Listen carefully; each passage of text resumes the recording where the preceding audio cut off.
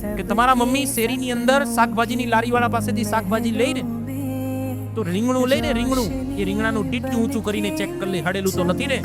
એક રીંગણું જો હડેલું ઘરમાં ન આવવા દેતી હોય એ માં, તો તમારા માટે પાત્ર પણ એ માં ક્યારે હડેલું નહીં આવવા દે. ચેક કરજો. જેનો જે હક છે એ હક રહેવા દેજો. સાચા પાત્રની પસંદગી કરવી એ માતા પિતાનો હક છે.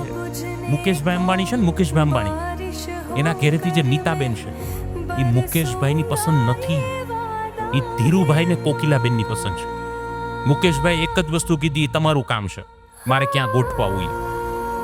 તે ધીરુભાઈ ને કોકિલાબેને ગોતા નીતાબેન અને એને ગોઠવી દીધા. સાંભળજો, તમારીથી ભૂલ થશે થશે ને થશે. માતા પિતાનો એ હક છે, માતા પિતાની એ ફરજ છે અને માતા પિતાની એમાં કુશળતા છે.